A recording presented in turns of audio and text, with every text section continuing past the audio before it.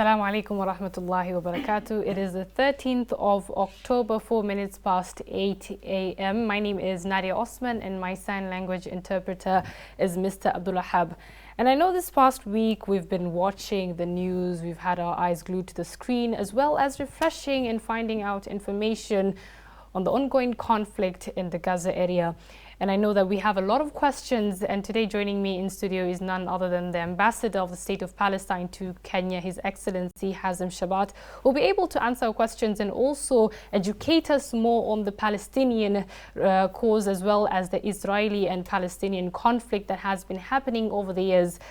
Good morning. Assalamu alaikum. How are you this fine morning? Oh, well, thank you. And I know that we were having a discussion earlier, and it's what we've been seeing on the news from Saturday has been very sad. And we've been seeing that the Palestinians in Gaza have been bombarded from, I think, over the weekend, and it's still happening. And for anyone who's been following up what's been going on in the Gaza Strip, there are a lot of questions that people are asking.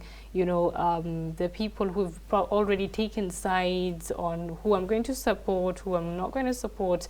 But at the end of the day, it's always important to educate ourselves on matters before, you know, coming into conclusions.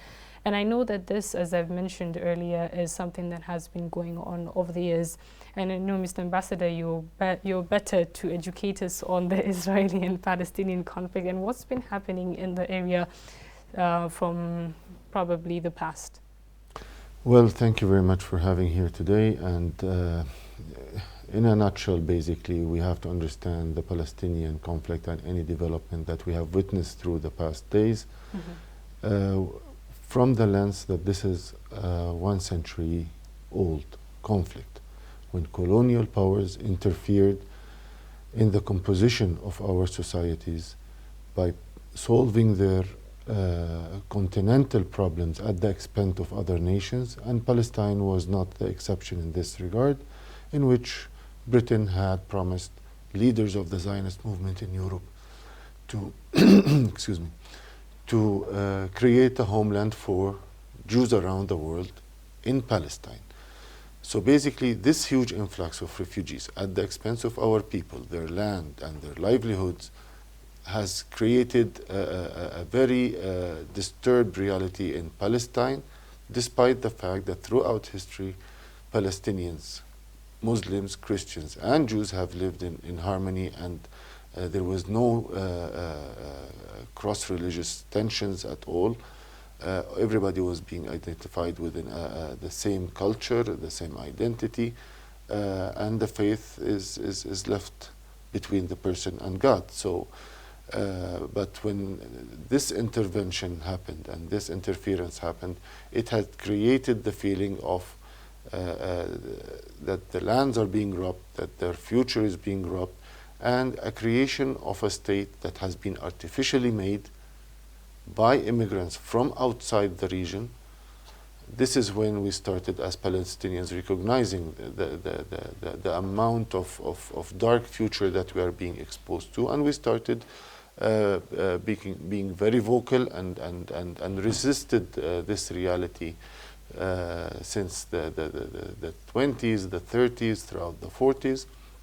But apparently the plan was very solidly adopted in the Western world and in the leading countries in the world at that time, in the 40s, after the Second World War. And the decision was taken that, no, we need to solidify the Jewish presence in Israel in a form of a state.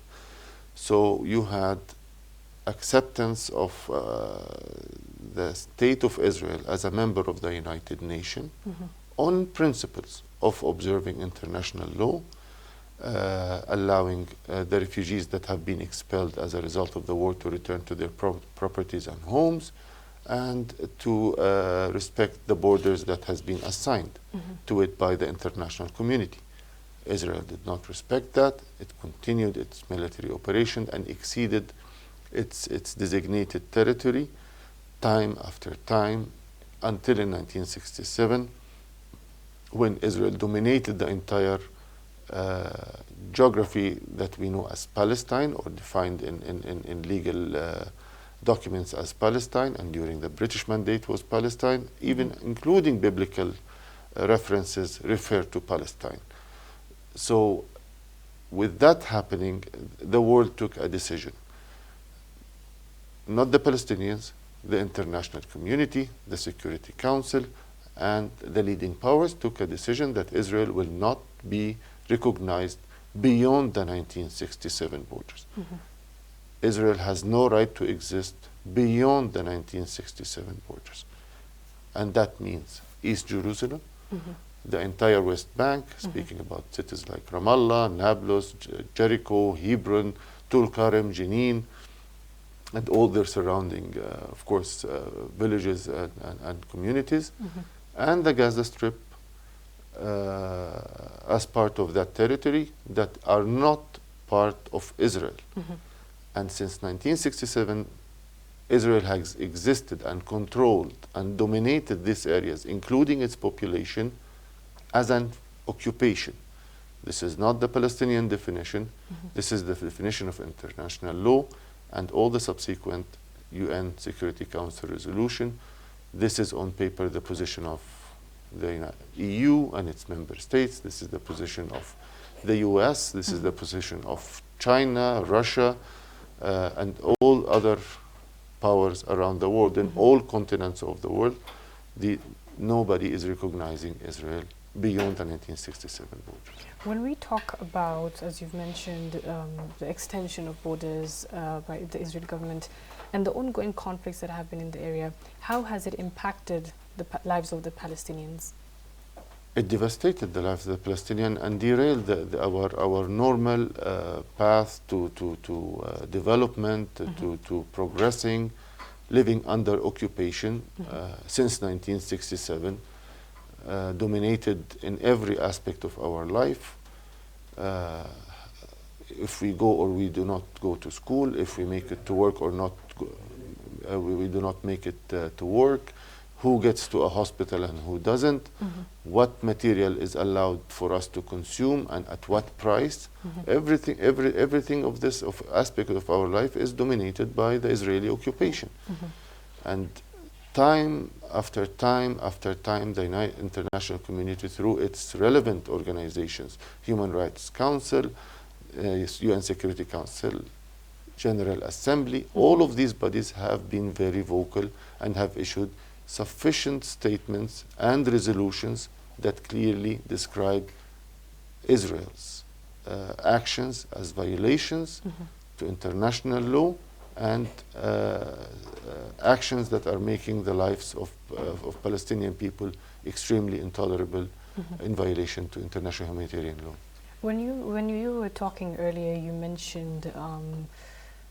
mentioned something to do with religion, and my question for you is, for those who are basing this conflict based off religion, and to understand Palestine, and is this really a religious conflict? Extremely not, definitely not.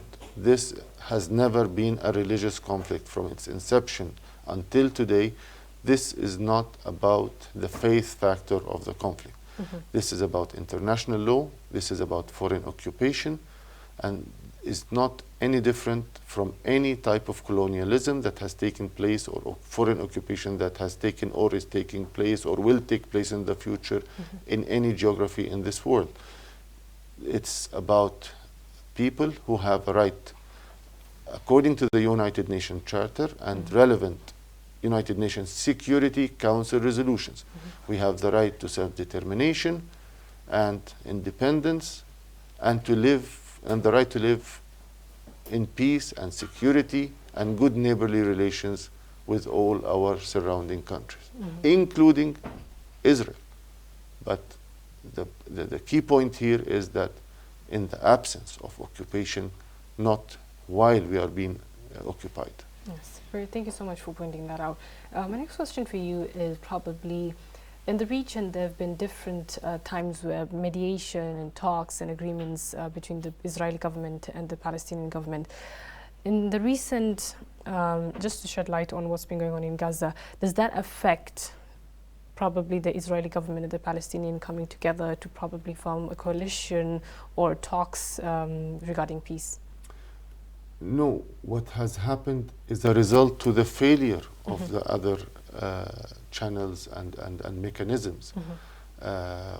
In 1993, we have entered what is known as the Oslo Agreement, in which we and the Israelis, the PLO as a representative of the Palestinian people, and Israel signed the famous Oslo Agreements, in which the Palestinians put in black and white that they recognize Israel's right to live in peace and security within, of course, the defined and internationally recognized borders, and that we also renounce violence, and we would work within a time frame of 5 years to disengage from this occupation and achieve self-determination.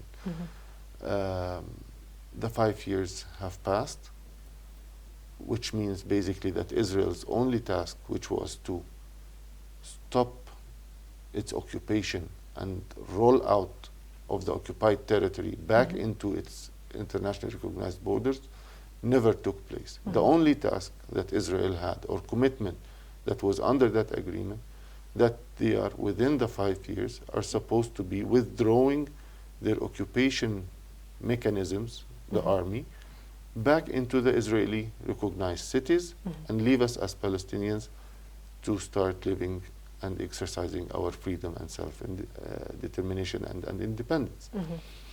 This did not take place during the 5 years, and we have been dragged into 30 years of a peace process that is not only has failed to yield any better results for the Palestinians or end the conflict, but on the contrary, on daily basis, the situation on the ground is getting worse, and this occupation is becoming more entrenched in dominating our lives. Since 2014, the Israeli governments have refused to sit and to resume the peace talks at the aim of ending the conflict and how we can de-escalate situations and get back the peace process on its track, despite all international interventions, all international calls. There have been multiple efforts from different US administrations and the EU and some of its member states, the Arab League, different also calls from influential countries like Russia and China. All these actors have failed to convince Israel to sit on the table and to continue on the peace of a negotiated peace agreement that ends the conflict and the occupation.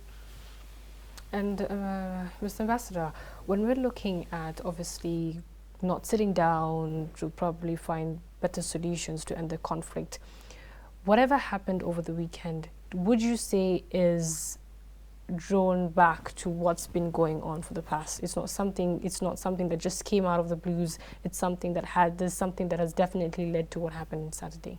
Of course, we have been warning the Palestinian leadership, the Palestinian government, through every venue, every channel, every platform, through every phone call, every meeting that we had with our interlocutors over the past 3 years.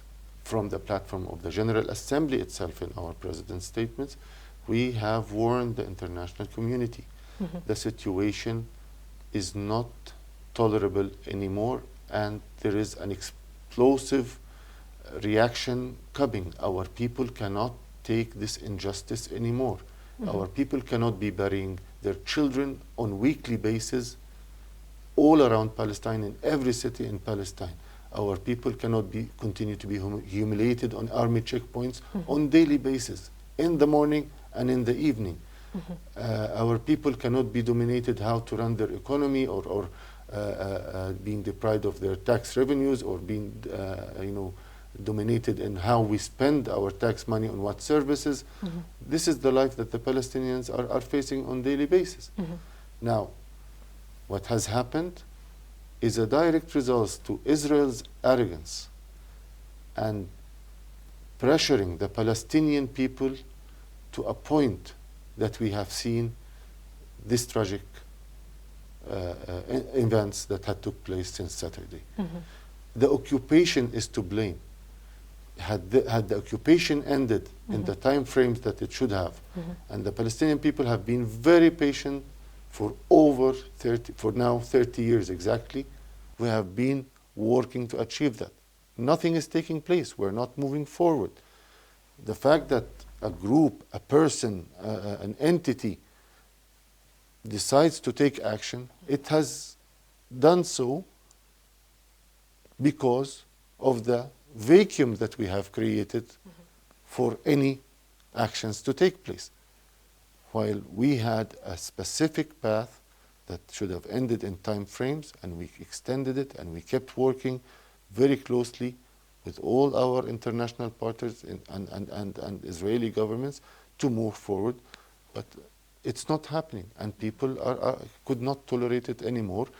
And this, what happened, this tragic images and incidents and news that we are hearing is a direct result, and Israel should be held responsible for creating that reality. And Mr. Ambassador, let's talk a little bit about the misinformation that's been spread over various TV stations and probably the media and the online platforms.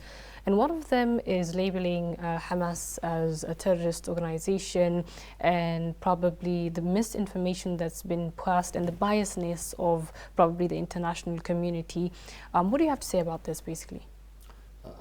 This is one of the worst enemies that we have faced as Palestinians. The misinformation and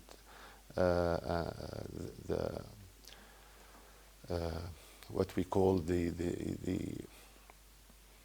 I lost the word, forgive me, but I mean manipulation of the facts in a manner that serves the occupier.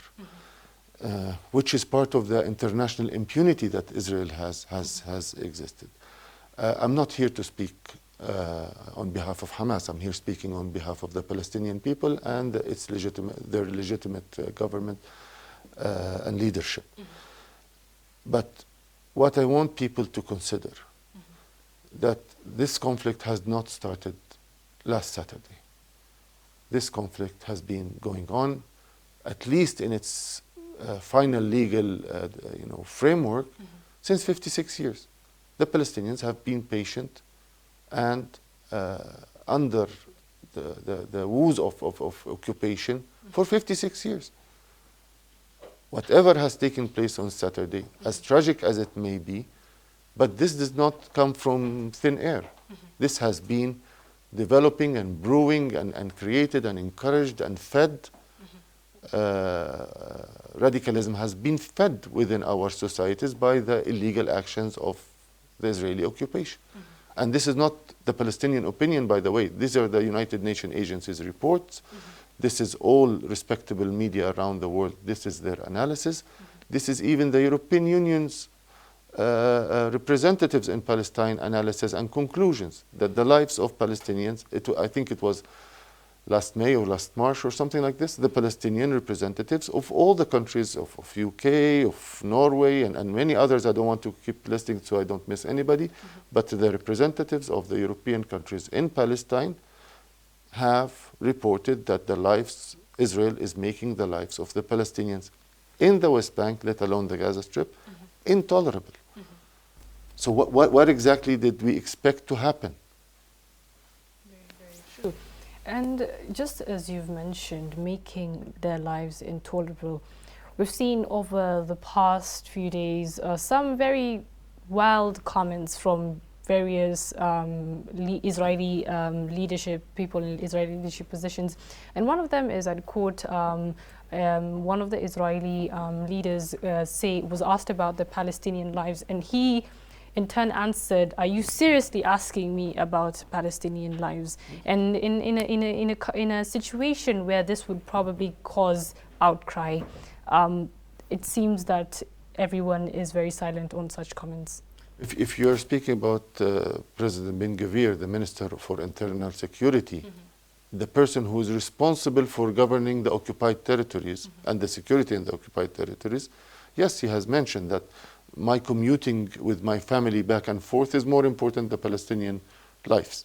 So basically, and that their lives to enjoy peace and security is more important than the Palestinians' ability to move freely within their societies and their communities and their cities and villages. This is the mentality, and this has been recorded, and this has been also condemned by the US administration, by many of the European countries, by the United Nations. So these violations were taking place on air, and it's not a surprise to anybody that this is the new government's way of thinking, that they're thinking of the Palestinians as subhumans with less entitlement of rights. And I don't think that there is anybody in the world that can tolerate this. Human Rights Watch and Amnesty International, both not Palestinian, not Arab, and very renowned international organizations that shape the international benchmark on issues of human rights around the world. Both came to the same conclusion in 2002, that Israel's action in the occupied Palestinian territory is apartheid. This is not a surprise. And this is not, an analysis. This is based on the facts on the ground. They have come to that conclusion. So if I'm having an occupation that has exceeded its time limit, that continues to entrench, continues to abuse, continues to suppress and oppress and kill and demolish and confiscate, and it's dubbed by everybody responsible that and specialized in the area of human rights, that it has become an apartheid state. What else were we expecting? Mr. Ambassador, just a quick question. We've seen that the president of Kenya has voiced his support for Israel, and we've seen various bodies and probably organizations who have supported Israel in this conflict. And we've seen the African Union has also released a statement that is completely different from what our president said. What's your opinion on this? Again, on the statement that has been given by His Excellency, the President of the Republic of Kenya. Again, I do not only read the first part of that statement. Yes.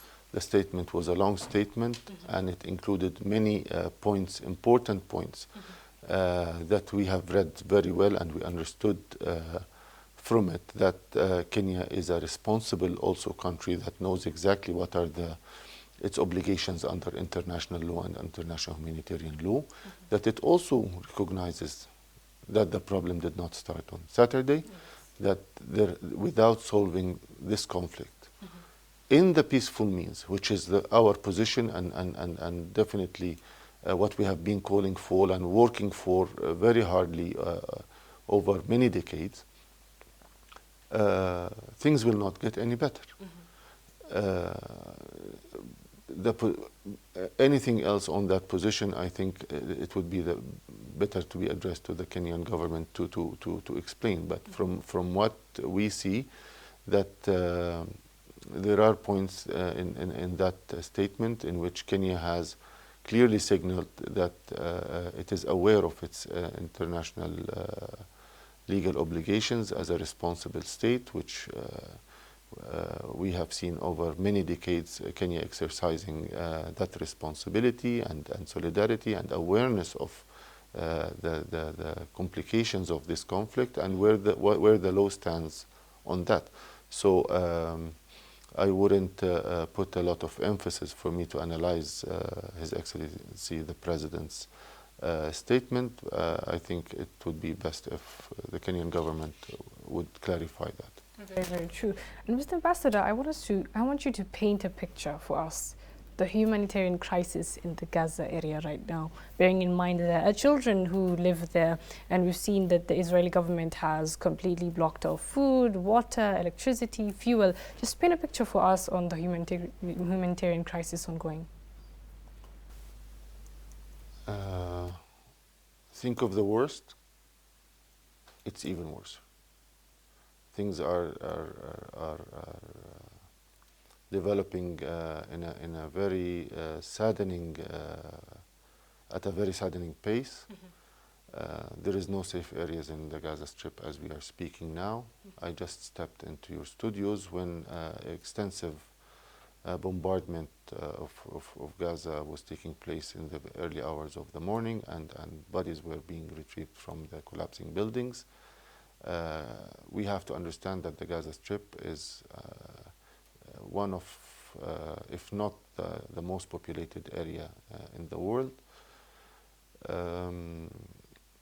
Bombardment is indiscriminate.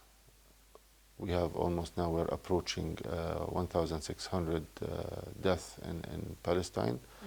All reports are indicating that at least 50% of them are women and children. The Israeli army in the very early hours of the morning has informed that it's asking the residents of northern Gaza Strip, which are estimated at 1.1 million people, to move into the southern Gaza Strip in 24 hours. Is that possible? I am not the one who gave the order to qualify that question or to respond to that question, but immediately the United Nations has been responded very quickly that this is not legal under international law. This is displacement of populations. Yes. With regard to the issues of sieging Gaza at another level, because Gaza, for anybody who doesn't know, has already been under Israel's military siege for 17 years, continuously. So basically, the conditions there are already very severe and dire, and therefore this adds another layer of complication to the lives of the people and targets the people life in a manner that is prohibited by international law. Unfortunately, and this is, I will just give this as an example. This is prohibited under international law, and we heard the Secretary General of the United Nations say very clearly, this is prohibited under international law. Did Israel comply? No. Did any of the key players force Israel to comply? None of them did. So basically, a catastrophe is going to happen, and then we will be questioning ourselves many weeks, many months, many years later, why is what we are seeing at that day has happened. Because violence triggers violence, injustice triggers injustice, yes. And this is what we have been subjected to for too long. Every human life is valuable. It is true.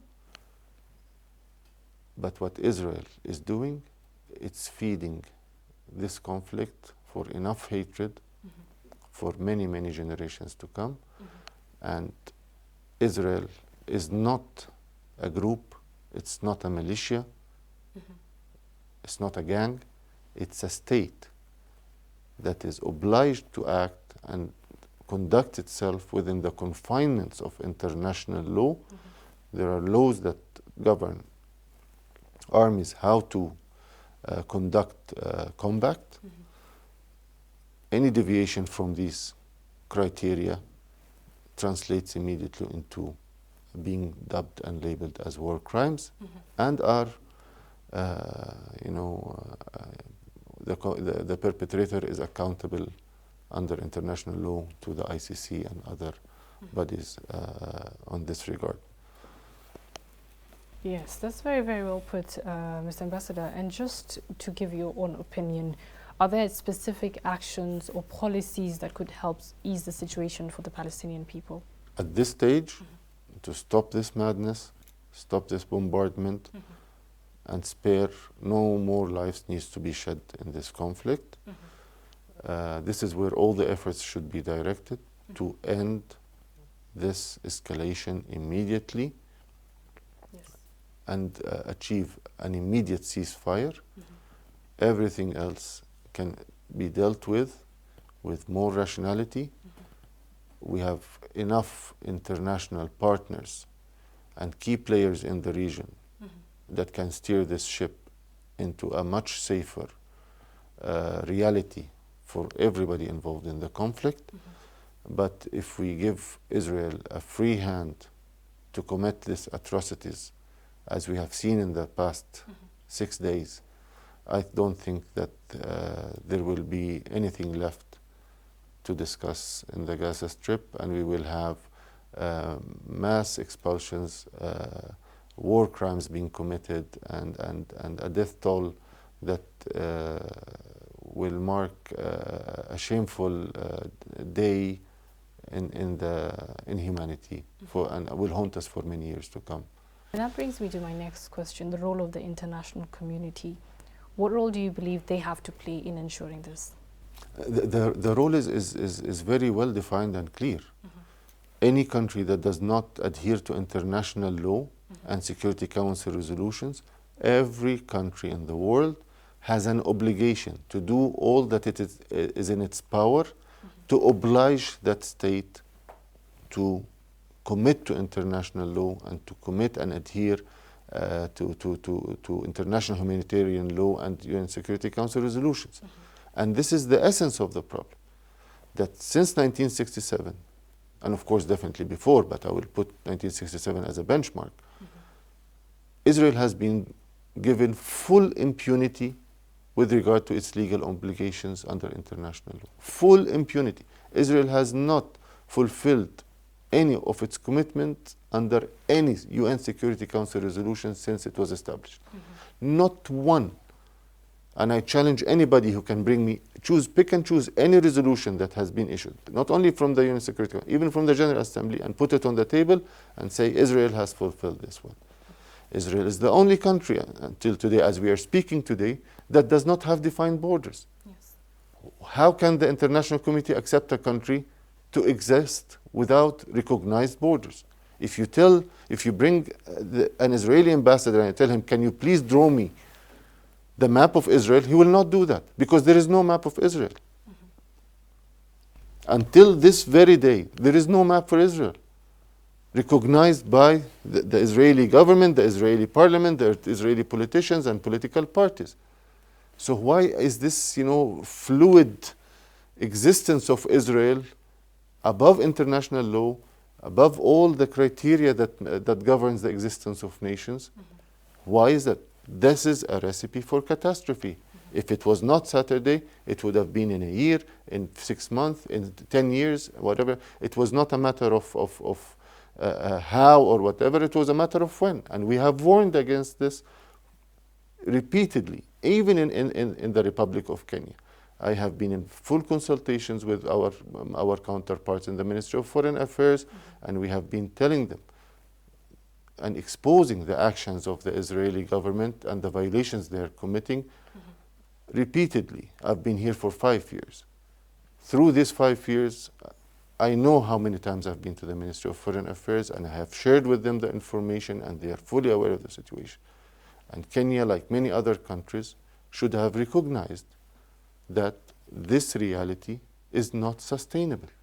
It will blow up in everybody's face at one time or the other. Very, very true. Just because I'm being reminded because of time, are there any specific messages or appeals that, as a Palestinian, you'd like to convey to the global community and Kenyans at large? To the Kenyans, I would really advise that you have to be very well educated and to follow very closely and to weigh every piece of information. Don't be dragged into the misinformation in this side or the other side or anything like this. Everything, think very rationally about everything. Don't only think with your heart, think with your mind. Kenya and Palestine have shared a lot of common history, and just remember that Palestine is not an exception and the Palestinians are not an exception, and we're not subhumans. We have the same rights, just like Kenyans, to live in peace and prosperity and independence and to prosper like all other nations. Very, very Very well put. Thank you so much, Mr. Thank you Ambassador, very for much. joining me today. You've educated whoever's listening to this and also, conveyed a message of peace. And thank you so much. I think no one would have said it better than you. Thank you very much. And that brings us to the end of our first part of the show. But we're coming back with the weekly news recap, so do not go anywhere.